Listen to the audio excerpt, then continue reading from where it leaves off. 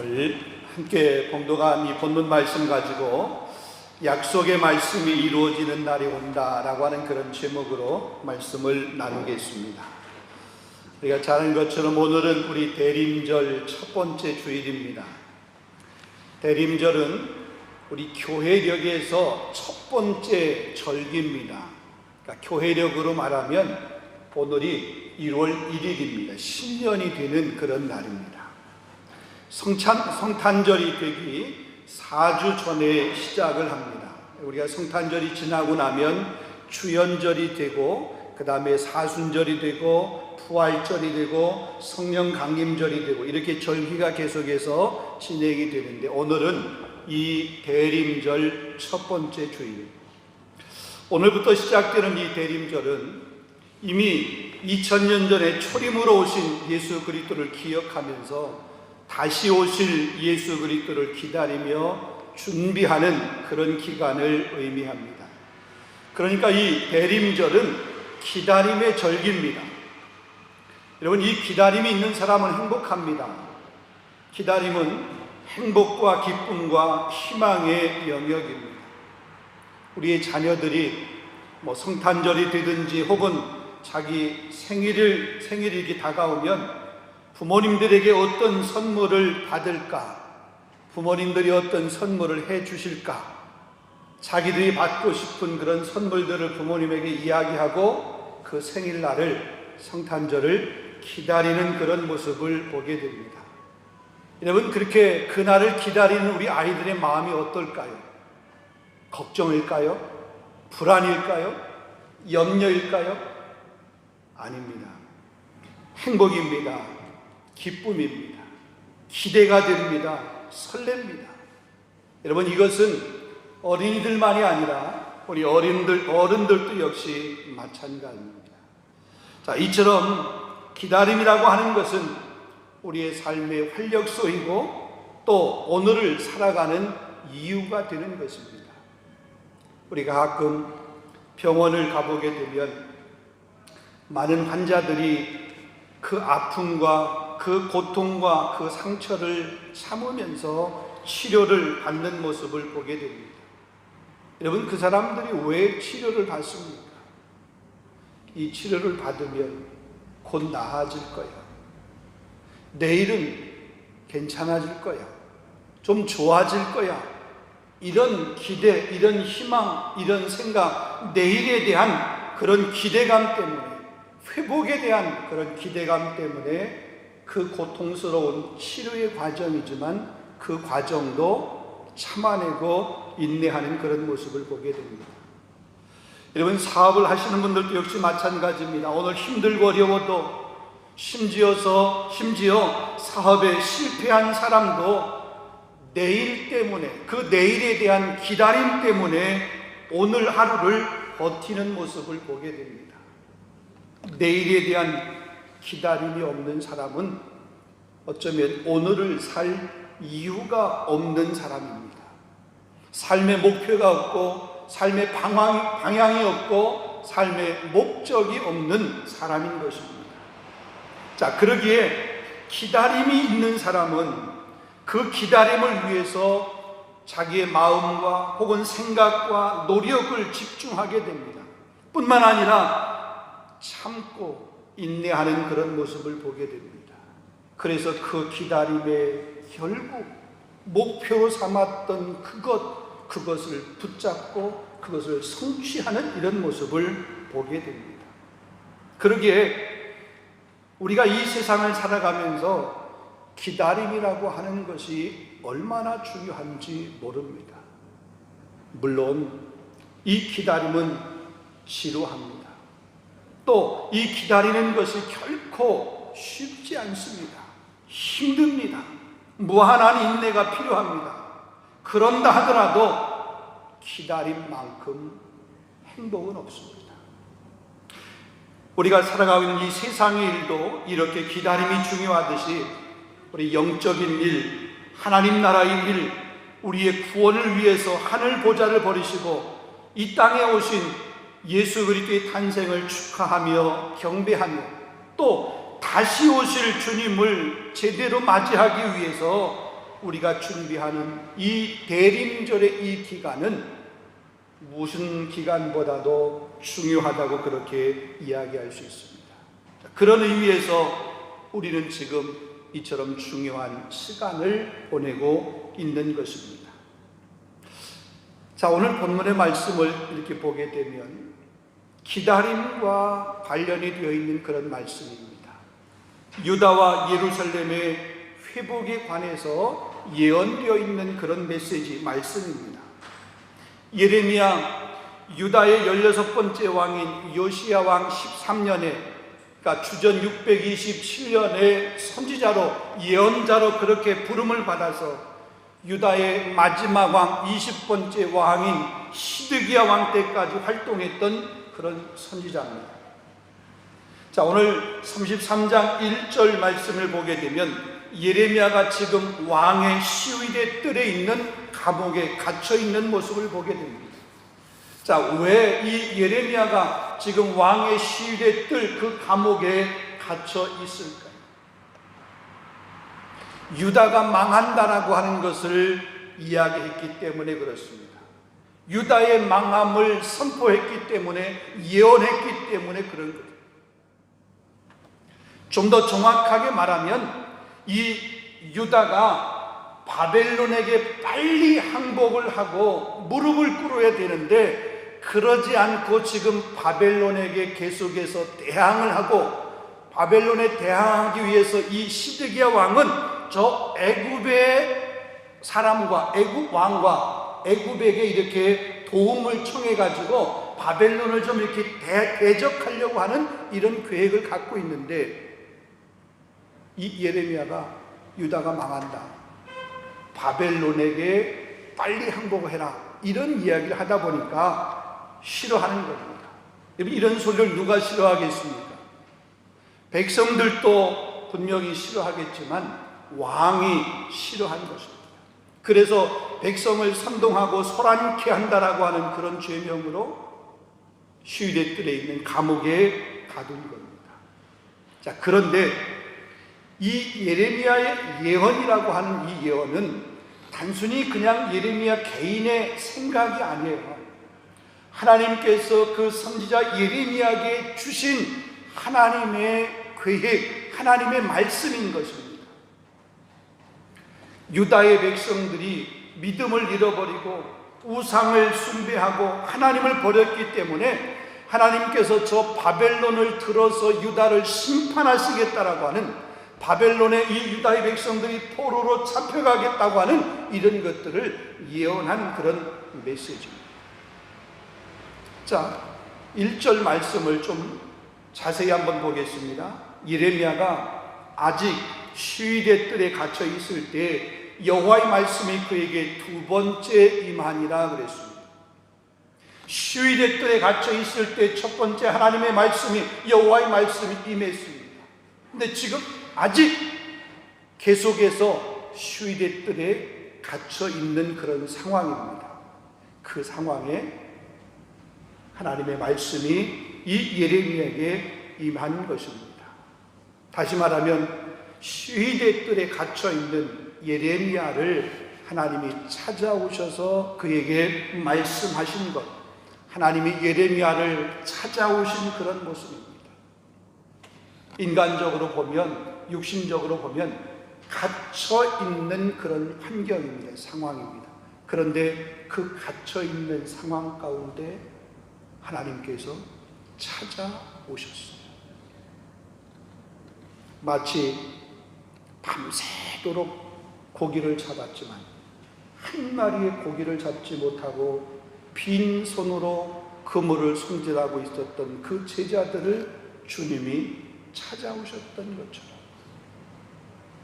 바울과 실라가 빌립보 감옥, 그 캄캄한 빌립보 감옥에 갇혀 있을 때 성령께서 그를 찾아오셨던 것처럼 하나님께서 이 예레미야를 찾아오셔서 그에게 말씀하신 그런 모습을 보게 됩니다.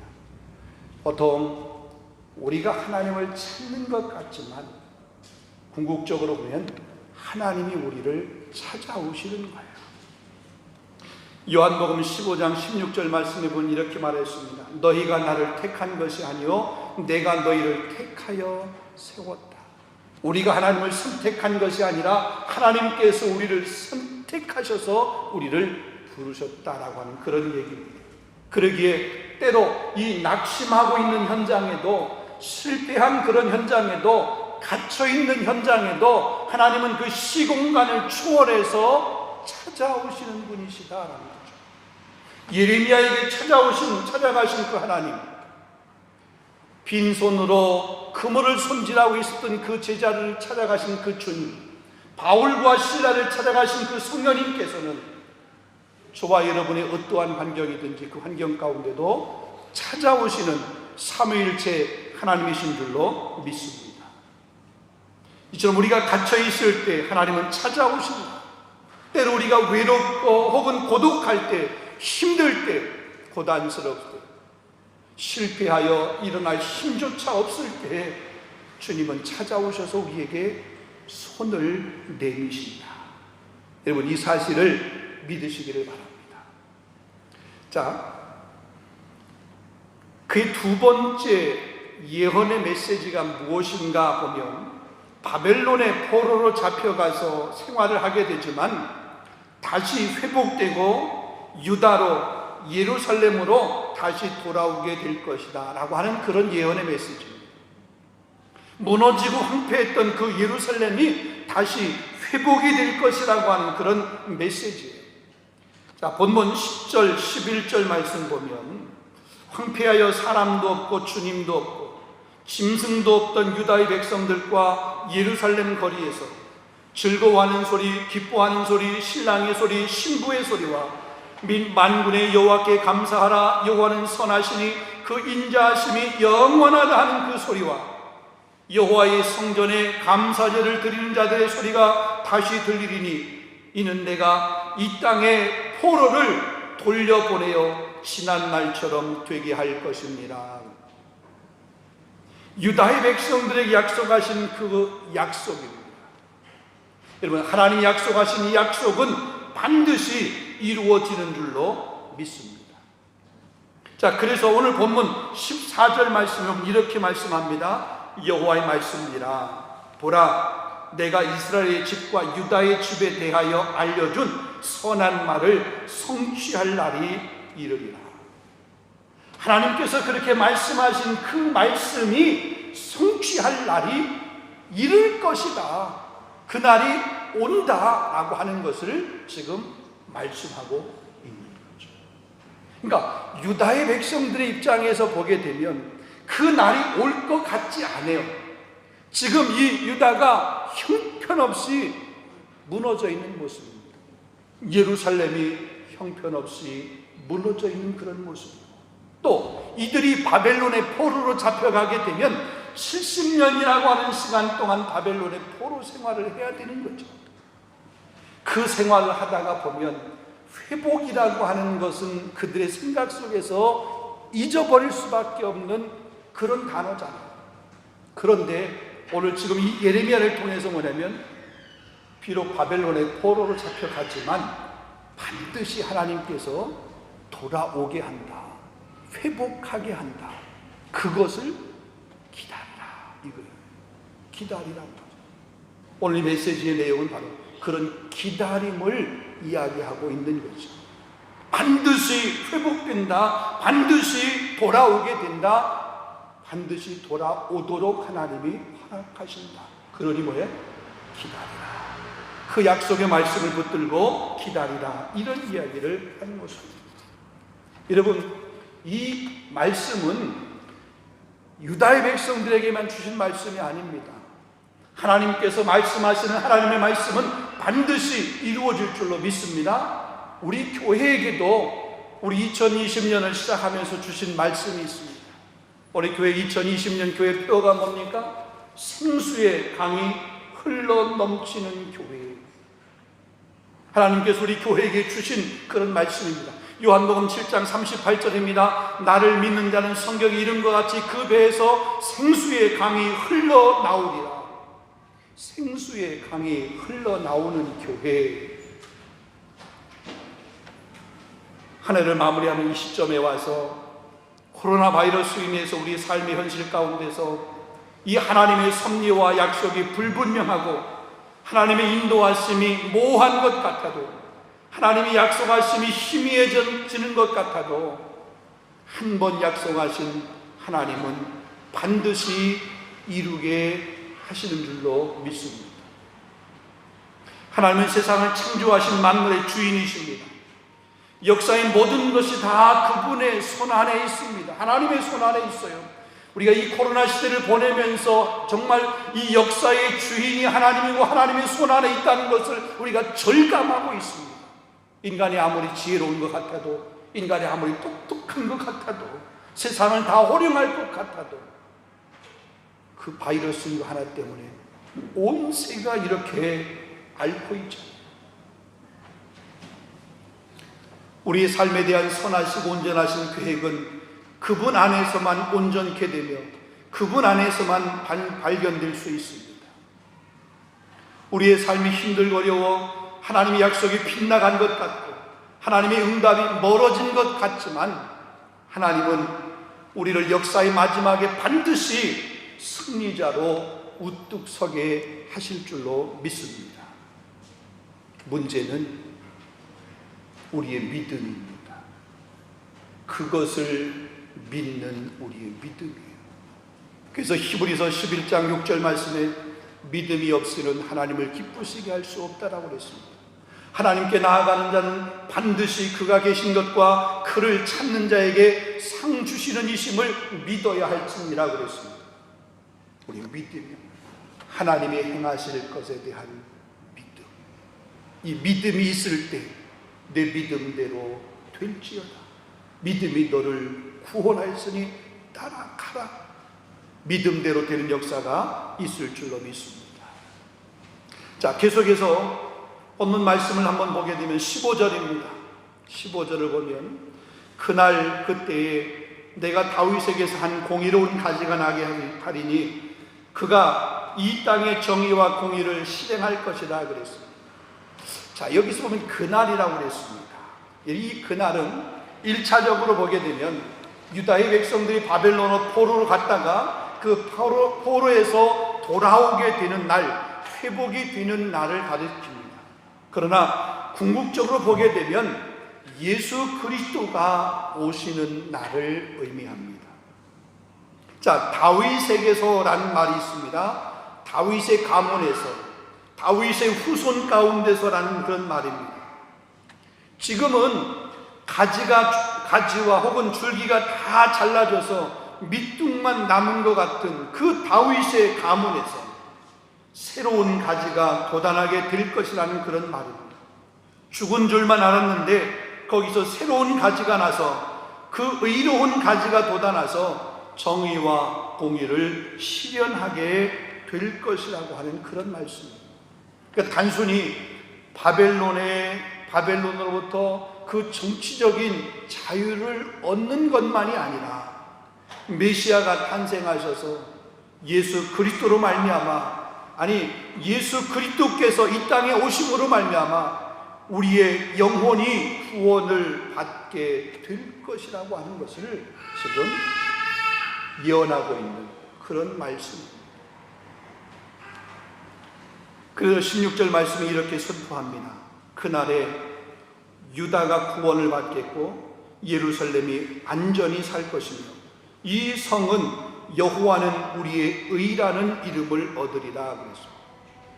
지금 이 예루살렘은 어떻게 보면 가장 위험한 그런 곳입니다. 이제 얼마 안 있으면 바벨론이 쳐들어오게 되고 예루살렘, 이 유다와 예루살렘은 초토화되게 될 것입니다. 거기 남아있는 사람들은 바벨론에 다 포로로 끌려가게 될 것입니다. 건물들은 파괴될 것입니다. 그리고 무너질 것입니다. 이 유다의 백성들이 이스라엘이 그렇게 자랑스럽게 생각을 했던 이 예루살렘, 그 예루살렘의 성전도 처참하게 무너지게 될 것입니다. 그러나 그때가 오면, 때가 되면, 의로운 가지가 돋아나는 그때가 오게 되면 다시 이 예루살렘은 세상의 그 어느 것과도 비교할 수 없는 그런 안전한 장소가 될 것이다. 거기서 구원이 이루어지게 될 것이다. 그때가 반드시 오게 된다. 이 약속의 말씀이 반드시 이루어진다, 이런 의미입니다. 그런 말씀을 지금 이 예레미야가 하나님으로부터 그 말씀을 받아서 지금 예언하고 있는 그런 내용입니다.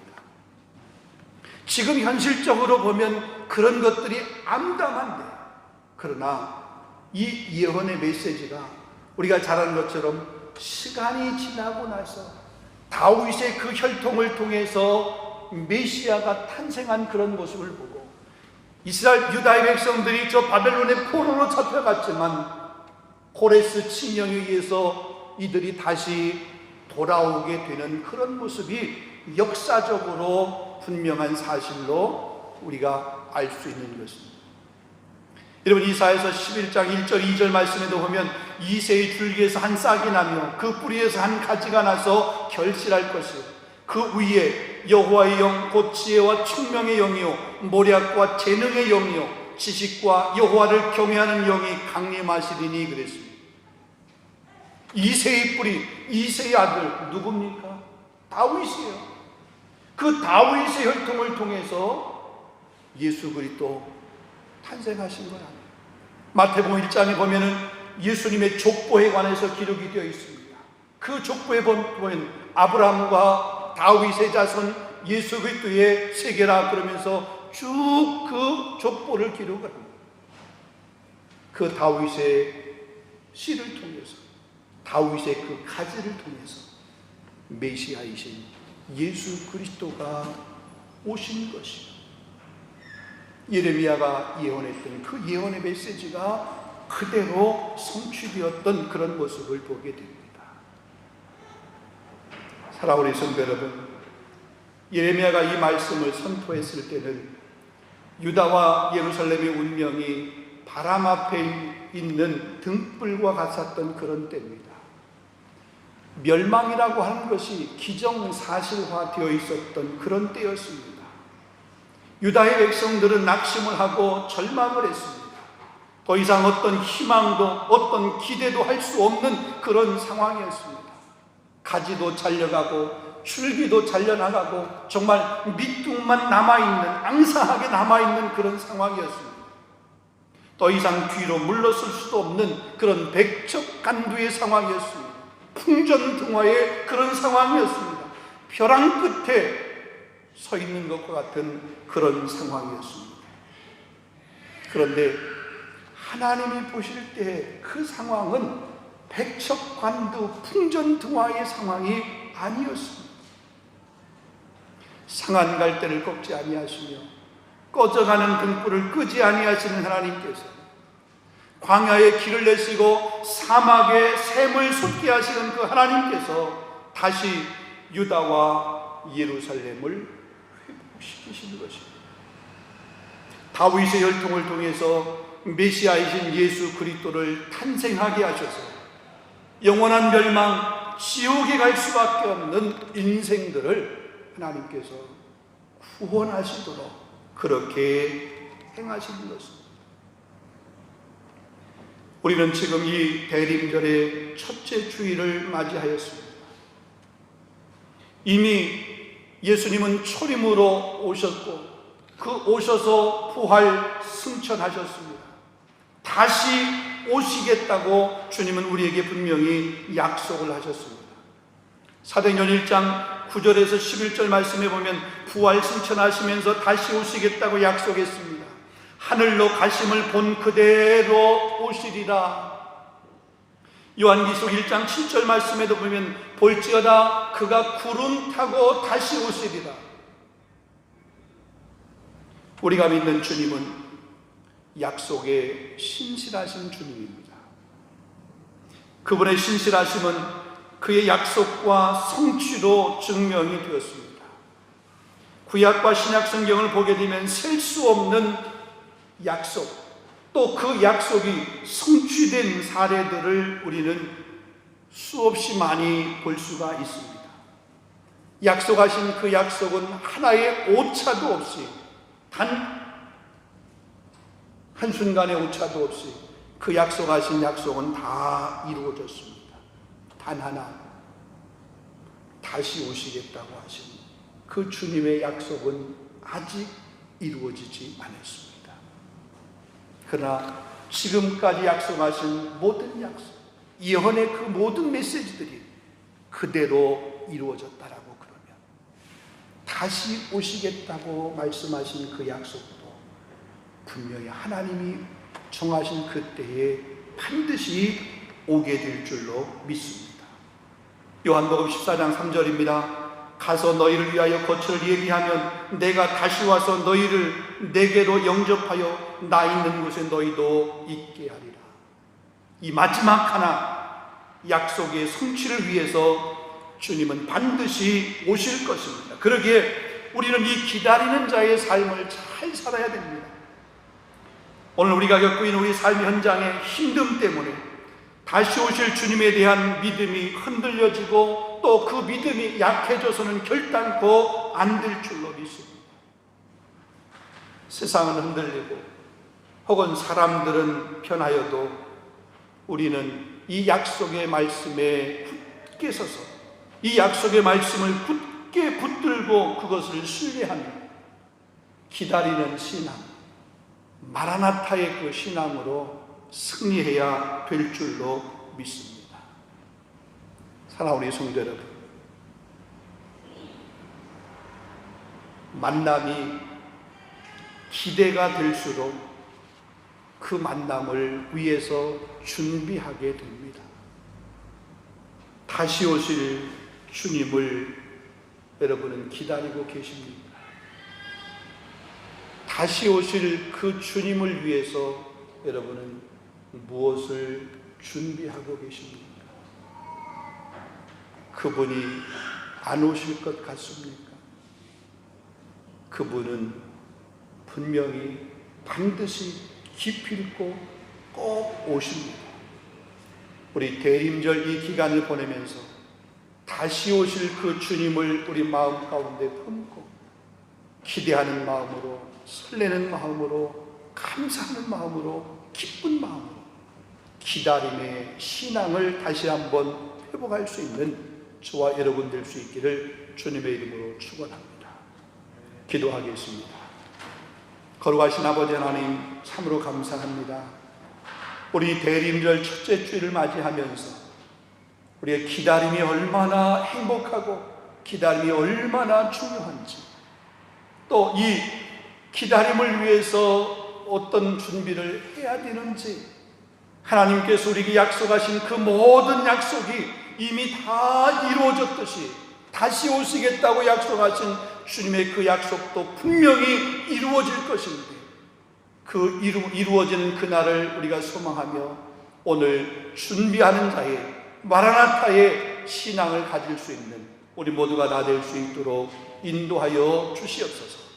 우리 현실, 우리의 상황, 우리 형편 때문에 주님의 그 약속의 말씀을 불신하거나 의심하는 자 되지 아니할 수 있도록 인도하여 주시옵소서.